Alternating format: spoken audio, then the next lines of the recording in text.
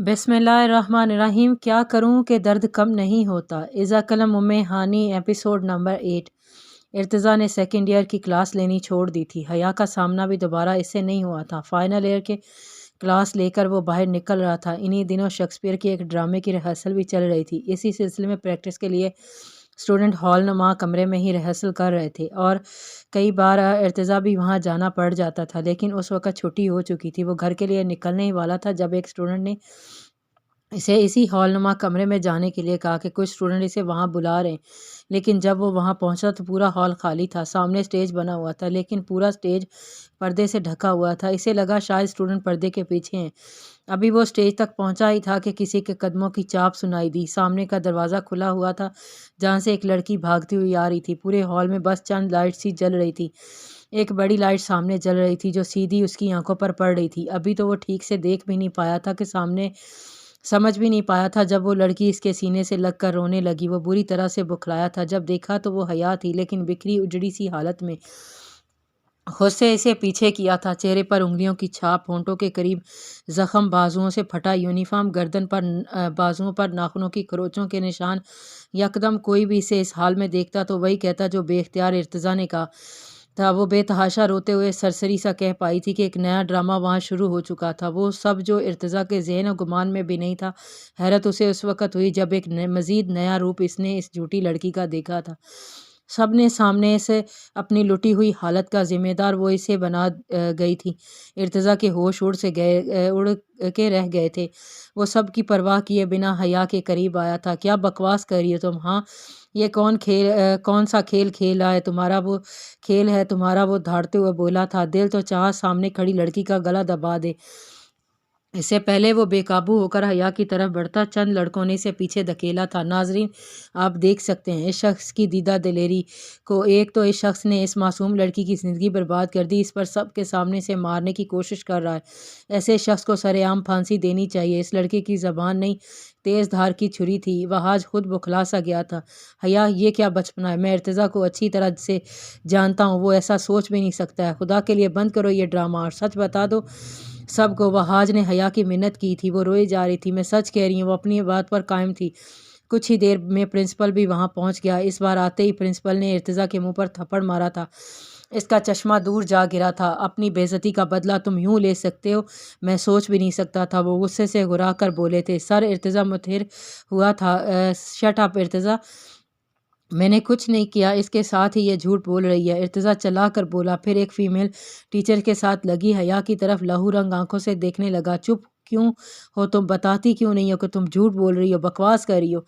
वह चलाकर हया से कहने लगा। वो लड़का एक एक चीज़ को कैमरे में मुकीद कर रहा था। कुल्लम खुला बदमाशी का मुजाहरा ये शख्स सबके सामने कर रहा है, सब देख सकते हैं। वो लड़का अपने इस ड्रामे के रेट बढ़ा रहा था। कुछ देर में पुलिस भी पहुंच चुकी थी। इर्तिज़ा को हिरासत में ले लिया गया था। हमारे वज़ीर आज़म से अपील है कि ऐसे मुजरिम को सख्त से सख्त सज़ा दी जाए, ताकि दोबारा कोई भी टीचर इस तरह से किसी भी लड़की को इज़्ज़त को पामाल ना कर सके। इर्तिज़ा चला कर कहता रहा कि इसने कुछ नहीं किया, मगर किसी को इसकी बात पर भरोसा नहीं था। औरत मुजरिम होकर भी इस वक्त सिर्फ मजलूम समझी जाती है। जब दुनिया के सामने इस हाल में नज़र आए जिस हाल में हया थी, आप लोग क्यों मेरी बात का यकीन नहीं कर रहे हैं? ये झूठ बोल रही है। इसे आदत है ऐसे सब शौकिया करने की, शर्तें लगाने की। खुदा के लिए मेरी बात पर भरोसा करें, मैंने कुछ नहीं किया है। लेकिन कोई नहीं था जो इसकी बात पर यकीन करता। कोई था भी तो इस हालात के पेश नज़र मुंह पर कफल बांधे ही खड़ा था। जो बोलता वो भी इस चक्की में साथ ही पिसता जिसमें इर्तिज़ा को डाला जा रहा था। मिस हया, आपको साथ जाना पड़ेगा। इनके खिलाफ FIR कटेगी, केस होगा और सख्त से सख्त सज़ा दी जाएगी। एक पुलिस ऑफिसर ने हया से कहा, क्या ये सब करने से मेरी इज़्ज़त लौट आएगी? कोई अपनाएगा मुझे इस हाल में कि मैं जब दुनिया मेरी सच्चाई जान चुकी है? मुझे इंसाफ चाहिए, वो भी अभी। इनसे कहें कि ये मुझसे निकाह करें अभी और इसी वक्त। ये धमाका था जो इर्तिज़ा के सर पर फटा था। हरगिज़ भी नहीं, मैं मर जाऊंगा, इसे निकाह हरगिज़ नहीं करूंगा, चाहे मुझे बिना कसूर के फांसी पर चढ़ा दिया जाए। इर्तिज़ा ने साफ इनकार किया था। सलमान के होश तब उड़े थे जब ऑफिस में बैठे وہ اہم میٹنگ کر رہے تھے اور ان کا فون مسلسل بج رہا تھا۔ ان کے دوستوں کی کالز تھی کہ ٹی وی آن کرے۔ یہی حال زوبیہ بیگم کا ہوا۔ عورتوں کے حق میں تقریر کرتے ہوئے ان کے حواس اس وقت گم ہوئے جب سامعین میں سے ایک لڑکی نے نیٹ پر حیا کے ساتھ ہوئی زیادتی کی لائیو ویڈیو انہیں دکھائی تھی۔ ایک تماشا تھا جو ان کی لاڈلی کا دنیا دیکھ رہی تھی۔ رنگ فک ہوا تھا دھوپ میں، سر پر چھتری آنکھوں پر کالا چشمہ لگائے وہ تقریر میں مصروف تھی۔ سب کچھ وہیں پھینک کر اپنی گاڑی کی طرف بڑھی تھی۔ شمس صوبیہ چلا کر اٹھی تھی، خوف اور ڈر سے پسینے سے شرابور ہوئی تھی۔ سامنے گھڑی کی طرف دیکھا تھا تو رات کا 1 بج رہا تھا۔ جس قدر بھیانک خواب دیکھا تھا، سوچنے سمجھنے کی ساری صلاحیتیں سلب ہوئی تھیں۔ یاد تھا صرف شمس، اس کی باتیں۔ اگر کچھ یاد ہو گیا تو کیا کرے صوبیہ بھی جی کر، وہ بھی مر جائے گی۔ جذبات پھر سے نئے ہوئے تھے۔ جلدی سے الماری کھولی اور اپنے کپڑے ایک چھوٹے سے بیگ میں ڈالنے لگی۔ زیور بھی اسی کی الماری میں رکھا تھا۔ لاکر کھول کر ڈبوں میں سے زیور نکال کر بیگ میں رکھا اور خالی ڈبے واپس لاکر میں رکھے۔ کالے رنگ کی چادر سے خود کو خوب اچھے سے لپیٹا اور کمرے سے نکل گئی۔ رات کا سناٹا تھا، سب کمروں میں تھے۔ بہت محتاط قدم اٹھاتی ہوئی وہ چھت پر پہنچی۔ وعدے کے مطابق شمس بھی موجود تھا۔ ایک چھوٹا سا بیگ اس کے پاس بھی تھا۔ صوبیہ کو دیکھ کر اس نے سب سے پہلے بیگ اس کے ہاتھ سے لیا تھا، پھر گھر کی پچھلی جانب لے گیا۔ پہلے خود نیچے کود کر نیچے اترا، پھر دونوں ہاتھ بڑھا کر صوبیہ کو اتارا۔ پچھلی گلی سنسان تھی اور چہرہ چھپاؤ اپنا صوبیہ، شمس نے دھیمے لہجے سے کہا۔ پچھلے راستے سے نکل کر ہی وہ دونوں گلیوں سے ہوتے ہوئے مین روڈ پر پہنچے تھے۔ اس وقت اپنے گھر سے کافی دور تھے۔ مین روڈ پر ٹریفک بہت کم تھا۔ کافی دیر بعد انہیں رکشہ ملا تھا۔ سیدھا بس کے اڈے پر پہنچے۔ ایک کرسی پر صوبیہ کو بٹھا کر شمس بس کی 2 ٹکٹس لینے چلا گیا تھا۔ جیسے ہی پہلے بس وہاں پہنچی، مسافر ابھی ٹھیک سے اترے بھی نہیں تھے کہ انتظار میں کھڑے مسافر بس پر چڑھنے لگے تھے۔ لوکل بس تھی جہاں سیٹیں کم اور مسافر زیادہ ہوتے ہیں، اس لیے اسی بھگدڑ میں شمس بھی صوبیہ کا ہاتھ پکڑے بس میں سوار ہوا تھا۔ اتفاق تھا کہ دونوں کو سیٹ بھی ایک ہی ساتھ مل گئی تھی، لیکن وہاں سے اترتے ہوئے مسافروں میں سے ایک شمس جو جانتا تھا، شمس تم ہو نہ مکینک شاہ جی ورک شاپ پر کام کرتے ہو، نہ وہ شخص شمس کو پہچاننے کی کوشش کر رہا تھا۔ جی نہیں، آپ کو غلط فہمی ہوئی ہے، شمس نے جھوٹ بولا اور چہرے کا رخ بھی بدل لیا۔ وہ شخص کندھے اچکتے ہوئے بس سے اتر گیا تھا۔ صوبیہ کی جان میں جان آئی، جانے اب کتنے امتحان تھے جو اس کے منتظر تھے۔ کچھ ہی دیر میں بس چل پڑی تھی۔ دونوں نے گہری سکون کی سانس لی تھی، جیسے مصیبت ٹل گئی ہو اور اب بس راوی چین ہی چین سنائے گا۔ لیکن آزمائشیں تو اب شروع ہونے والی تھی۔ سکون کسے کہتے ہیں، چین کیا ہوتا ہے، یہ چیزیں تو وہ گھر کی دہلیز پار کرتے ہی پیچھے چھوڑ آئے تھے۔ شمس، مجھے ڈر لگ رہا ہے، صوبیہ نے خوف سے کہا تھا۔ پہلی بار اتنا بڑا قدم اٹھایا تھا۔ صوبیہ، چپ رہو، کوئی بات مت کرو، ہو سکتا ہے یہاں بس میں بھی کوئی جان پہچانتا ہو، تمہاری اس قسم کی باتوں کو شک میں ڈال سکتی ہو۔ شمس نے دھیرے سے صوبیہ کے کان میں سرگوشی کی تھی۔ صوبیہ چپ ہو کر بیٹھ گئی تھی۔ بڑی مشکل سے تانیہ سوئی تھی، سوتے ہوئے بھی سسک رہی تھی۔ اپنے شوہر کا گریبان زور سے پکڑ رکھا تھا، جیسے وہ کہیں بھاگ جائے گا۔ پوری رات وہ اسی کا سر سہلاتے رہا، اسے اپنے ساتھ لگائے رکھا، لیکن وہ کانپتی ہی رہی تھی۔ بار بار ذرا سی آہٹ پر اس کا پورا وجود جھٹکے کھا جاتا تھا۔ وہ خوف سے پھر سے اس کے اندر سمٹنے لگتے تھے، جیسے صرف اسی ایک وہی اس کی جائے پناہ ہے۔ وہ ذرا سا بھی دور ہوا تو کوئی وحشی آ کر اسے نوچ کھائے گا۔ ایک مرد کے لیے یہ آزمائش بھی کم نہیں ہوتی کہ اس کی بیوی پہلے سے ریپ کا شکار ہو چکی ہے اور اسی خوف سے روز پل پل مرتی ہے۔ ایسی عورت کو سہارا دینا سب سے مشکل امر ہے۔ اول تو کوئی اپناتا ہی نہیں ہے، اگر کوئی اپنا لے تو اس کی اس قسم کی گفتگو اور خوف کو کبھی بھی تحفظ نہیں دے سکتا۔ اور جو ظلم تانیہ کے ساتھ ہوا تھا وہ بھلانا واقعہ مشکل تھا۔ کچھ دیر وہ اسے اپنے ساتھ لگائے بہلاتا رہا۔ وہ سو چکی تھی، اب بھی خود کو غیر محفوظ سمجھ رہی تھی، اس لیے اس کی شرٹ کو زور سے جھکڑے رکھا تھا۔ دیکھیں، آپ مجھ سے دور رہیں، میرے قریب مت آئیے گا، میں آپ کے قابل نہیں ہوں۔ شادی کے بعد جب وہ کمرے میں داخل ہوا تو وہ اسے دیکھتے ہی بیڈ سے اٹھ کر کھڑی ہو گئی تھی۔ ڈر اور خوف سے وہ ایک دیوار پر جا لگی تھی، جیسے وہ کوئی انسان کی بجائے خوفناک درندہ ہو۔ میں سمجھا نہیں، کہنا کیا چاہتی ہیں آپ؟ وہ اس کی بات اور اس کے خوف سے نافہم تھا۔ چند قدم اس کے جانب بڑھا کر بولا، دور رہیں مجھ سے، خدا کے لیے مجھے چھونا بھی مت۔ وہ مزید دیوار سے جا لگی تھی، جیسے دیوار میں کوئی شگاف ہو جائے گا اور وہ اندر چھپ جائے گی۔ تانیہ، یہ آپ کیا کر رہی ہیں؟ پلیز آرام سے بیٹھیں۔ مجھے بتائیں کیا بات ہے، کس بات کا خوف ہے؟ نہیں نہیں، مجھے مت چھونا، مجھے ہاتھ مت لگانا، میرے قریب مت آنا، ورنہ میں مار ڈالوں گی تمہیں یا خود کو ختم کر لوں گی۔ تانیہ بری طرح سے بدحواس تھی۔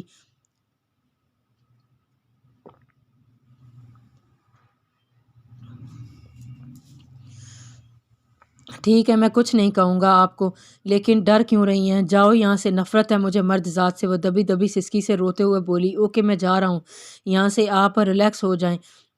وہ اپنے قدم پیچھے کی جانب لینے لگا۔ بلا شبہ وہ بے حد خوبصورت لڑکی تھی، لیکن اس وقت بری طرح سے خوفزدہ تھی، اس لیے اسے یہی ٹھیک لگا اس وقت اسے تنہا چھوڑ دے، صبح دن کے اجالے میں بات کرے۔ اس لیے وہ کمرے سے باہر نکل گیا۔ تانیہ اب بھی خوفزدہ تھی، تیزی سے آگے بڑھ کر کمرہ لاک کیا کہ کہیں وہ دوبارہ اندر نہ آ جائے، پھر کانپتے ہاتھوں سے چٹکنی لگائی۔ بند کمرے کے باوجود اسے لگا کب وہ سو جائے گی تو وہ کمرہ کھول کر اندر داخل ہو جائے گا، اس لیے کمرے کے دروازے کے سامنے کرسیاں رکھ دیں اور کمرے کے سارے بلب روشن کر دیے۔ اندھیرے سے خوف آنے لگا۔ بیڈ کے بجائے وہ کمرے کے کونے میں زمین پر جا کر لیٹ گئی تھی۔ جازم جب گھر پہنچا تو ہارون رشید صوفے پر اوندے لیٹا تھا، بے ترتیب طریقے سے۔ جازم بھاگتا ہوا ان کے پاس پہنچا تھا۔ بابا! جازم نے انہیں سیدھا کیا لیکن وہ بے سود تھے۔ جازم نے انہیں ہلانے جلانے کی کوشش کی تھی لیکن وہ بے جان سے لگ رہے تھے۔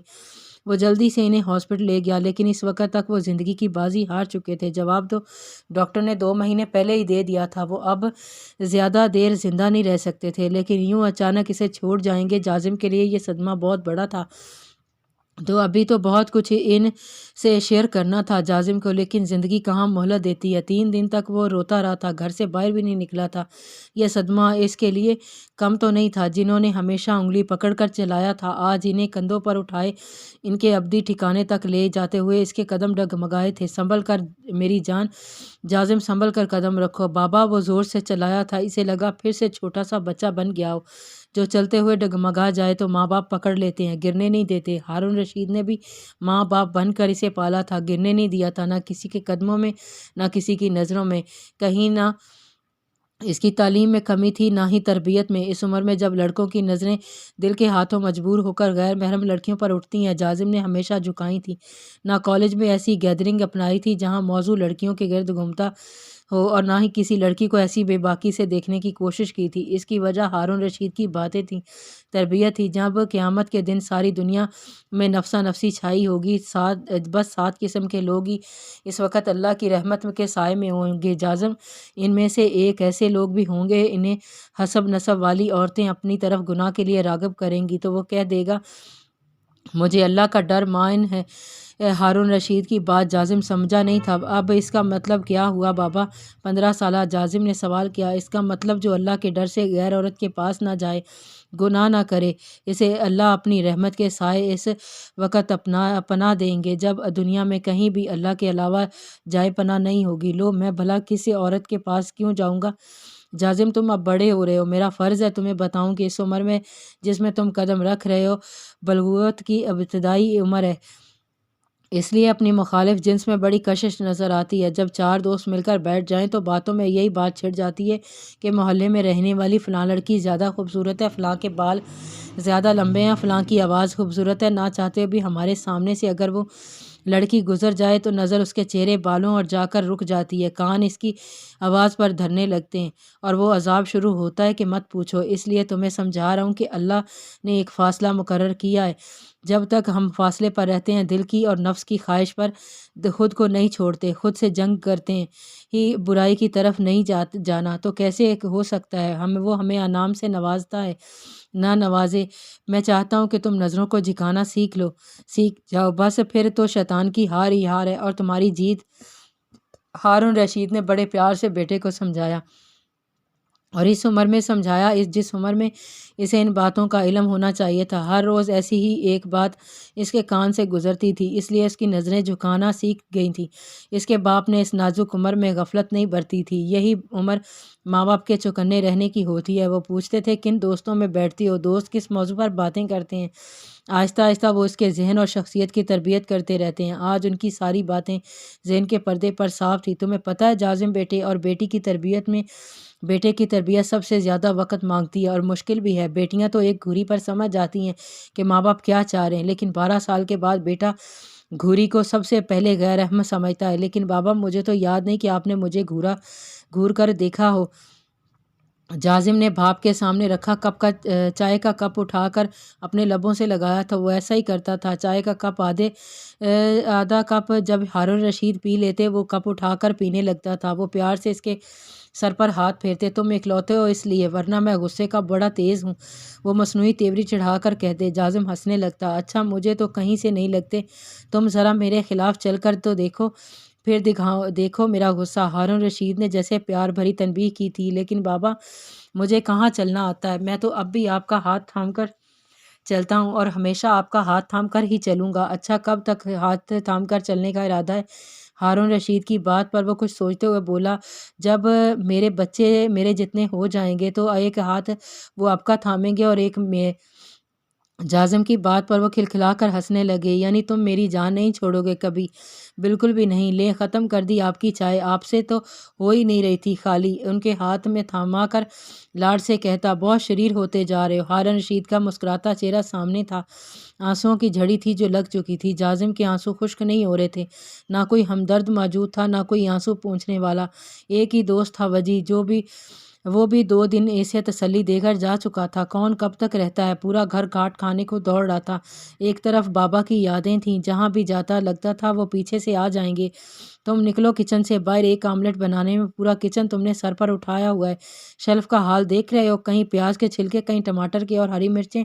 4 پلیٹیں الگ سے گندی پڑی تھی۔ جازم ہاتھ میں چھری پکڑے اپنے آنسو پونچھ رہا تھا جب ہارون رشید کچن کی حالت دیکھ کر اس پر بگڑے تھے۔ بابا، آپ کو کچن نظر آ گیا، میں نظر نہیں آیا؟ پیاز ہیں کہ عذاب ہیں؟ جب کٹو سب سے پہلے آنسوؤں میں جھاگ گھستا ہے۔ وہ چھری پھینک کر بولا، ہٹو تم، میں بنا دیتا ہوں۔ اسے پیچھے کرتے ہوئے وہ چھری پکڑے پیاز کاٹنے لگے۔ جازم گھر کا ایک ایک کونا دیکھ رہا تھا کہ شاید کہیں سے اس کے بابا نظر آ جائیں، مگر کہاں کوئی واپس آتا ہے یوں ڈھونڈنے سے؟ کیا کوئی لوٹتا ہے ایک بار جانے کے بعد؟ نہیں لوٹتا۔ لیکن ہم یہ جانتے ہوئے بھی پتہ نہیں کیوں اسے ہر سو ڈھونڈتے ہیں کہ جیسے ہماری نظروں سے اسے ڈھونڈ ہی لیں گی، اسے سامنے نظر ہی دیکھ لیں گی۔ جازم بھی اسی کیفیت سے گزر رہا تھا۔ 8 دن کے بعد وہ نور جہاں کے کوٹھے پر گیا تھا۔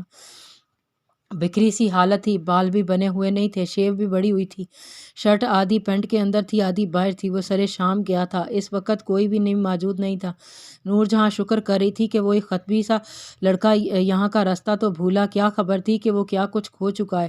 وہ جب اندر داخل ہوا تو وہ سامنے ہی کھڑی تھی۔ اس کا رویا سا چہرہ دیکھ کر نور جہاں کا دل کھینچا تھا، خود بھی سمجھ نہیں پائی تھی، نہ جانے کیوں خود سے اس کے پاس چلی گئی۔ تمہیں کیا ہوا ہے؟ روئے ہو کیا؟ روئے کاہے؟ بس اس کا پوچھنا تھا۔ جازم کو شاید کسی سہارے کی ضرورت تھی۔ نور جہاں کے گلے لگ کر پھوٹ پھوٹ کر رونے لگا۔ نور جہاں تو ایک تو اس کی جسارت پر بکھلائی تھی، پھر ایک مرد کے یوں پھوٹ پھوٹ کر رونے پر۔ میرے بابا چلے گئے مجھے چھوڑ کر، وہ روتے ہوئے بولا تو نور جہاں کے ساتھ لگا۔ وہ اس سے بھی قد میں اونچا تھا، لیکن کسی چھوٹے بچے کی طرح بلک بلک کر رو رہا تھا۔ حیا کے اس مطالبے پر تو اس لڑکے کو بھی چپ سی لگ گئی تھی، جس کی زبان اب تک کینچی کی طرح چل رہی تھی۔ مائک پکڑے وہ سن کھڑا تھا۔ حیا کا مطالبہ ہی کچھ ایسا تھا، سب کے گمان سے الگ تھا، کسی سوچ میں یہ سب نہیں تھا۔ یہاں تو وہ نیا صحافیت میں قدم رکھتا لڑکا اپنی خبر کی ریٹنگ بڑھانے کی کوشش میں تھا۔ چند مہینے جب تک کیس چلتا رہتا، خبروں کا بازار گرم رہتا تھا، لیکن ایک کے بعد ایک دھماکے خیز خبر تھی اس لڑکی کے پاس۔ پہلے ریپ کا الزام، اب اس شخص سے نکاح کا مطالبہ۔ وہاج کی عقل دنگ تھی اس لڑکی پر۔ وہ حیا کے پاس آ گیا۔ یہ تم کیا کہہ رہی ہو؟ کیا کرنا چاہتی ہو؟ وہ استاد ہیں تمہارے، تم پاگل ہو کیا؟ وہاج اپنا تیش دباتے ہوئے بولا، مجھے ان سے نکاح کرنا ہے، یہ مجھے ابھی اپنائیں گے ورنہ میں جان دے دوں گی، اپنی ذلت کی زندگی نہیں جی سکتی۔ مجھے کیس نہیں کرنا، ان کی پھانسی مجھے میری کھوئی ہوئی عزت نہیں لوٹا سکتی ہے۔ حیا کے آنسو جاری تھے۔ ارتضیٰ غصے سے تلملایا تھا۔ ہرگز بھی نہیں، میں اس جھوٹی مکار لڑکی کو اپنے ہاتھوں سے ہی مار دوں گا، پھر چاہے پھانسی چڑھ جاؤں، کوئی افسوس نہیں ہوگا مجھے۔ ارتضیٰ کا بس نہیں چل رہا تھا، اس کا گلا گھونٹ دے، اگر یہ مجھ سے نکاح نہیں کریں گے تو میں خودکشی کر لوں گی اور اس کے ذمہ دار یہ ہی ہوں گے۔ حیا روتے ہوئے بولی۔ دوسری جانب زوبیہ گاڑی آپ گاڑی میں اور سلمان اپنی گاڑی میں حیا کے کالج کی طرف روانہ تھے۔ تماشا سا لگ چکا تھا۔ دیکھیں نکاح تو تمہیں کرنا پڑے گا، بہتر یہی ہے کہ تم انہیں سہارا دو، پولیس آفیسر بولا۔ مجھے پھانسی منظور ہے۔ ارتضیٰ اپنی بات پر قائم تھا۔ وہاج ارتضیٰ کے پاس پہنچا۔ ارتضیٰ تم فی الحال وقت کی نزاکت کو سمجھو، ایک لفظ اور نہیں۔ وہاج میں نے جب کچھ نہیں کیا تو کیوں سزا کا حقدار کہلاؤں؟ دیکھو تم نے کچھ نہیں کیا پھر بھی مجرم بن جاؤ گے۔ اس کا باپ تمہیں چھوڑے گا نہیں، ایک بچہ ہے تمہارا، اور اگر اس لڑکی نے خود کو کچھ کر لیا تو رومی کا نہ جانے کیا حشر کریں گے یہ لوگ۔ رومی کے نام پر ارتضیٰ کا دل تڑپا تھا۔ نفرت سے حیا کی طرف دیکھا۔ پہلی بار گاڑی ٹریفک جام میں پھنس جانے کی بے چینی نے سلمان صاحب کا بی پی آخری حد تک بڑھایا تھا۔ بے قراری کا یہ عالم تھا کہ اڑ کر حیا کے پاس پہنچ جائیں اور ارتضیٰ کا خون اپنے ہاتھوں سے کر دیں۔ ڈرائیور گاڑی کا ہارن بجاؤ، کچھ بھی کرو، یہاں باہر نکل کر روڈ کھلواؤ، سلمان دھاڑ کر بولے تھے۔ ڈرائیور گاڑی سے نکل کر فل ایئر کنڈیشن کار میں بیٹھے۔ سلمان پسینے سے شرابور تھا۔ دوسری طرف زوبیہ کی جان پر بنی تھی، وہ پنڈی سے اسلام آباد پہنچ رہی تھیں۔ راستہ خاصا طویل، دل ڈوبا جا رہا تھا۔ میڈیا کو کیا جواب دے گی، دنیا کو کیا منہ دکھائیں گی؟ ایک مولانا کا انتظام بھی ہو چکا تھا۔ نکاح کے نام پر حیا نے اب بھی اپنی ضد منوائی تھی۔ کیوں کیا تھا اس نے یہ سب؟ کوئی نہیں جانتا تھا۔ اتنی ذلت اور اہانت والا نکاح شاید ہی کسی کا ہوا ہو۔ سائن کرتے ہوئے ارتضیٰ نے کئی بار نفرت سے اس لڑکی کو دیکھا تھا جو کم عمر تھی، اس کی شاگرد تھی، لیکن چال باز تھی۔ اسے کبھی اس حیثیت سے وہ سوچ نہیں سکتا تھا جس رشتے میں وہ زبردستی اس کے ساتھ جڑ چکی تھی، وہ بھی اس الزام کے ساتھ۔ مزے بھی لائیو دکھایا گیا تھا۔ زوبیہ کو دیکھ کر ہاتھ پاؤں چھوڑ بیٹھی تھی، لیکن سلمان نکاح ہوتے ہی پہنچ چکے تھے، اس بات سے بے خبر کہ حیا سلمان کی بجائے حیا ارتضیٰ بن چکی ہیں۔ باقی آئندہ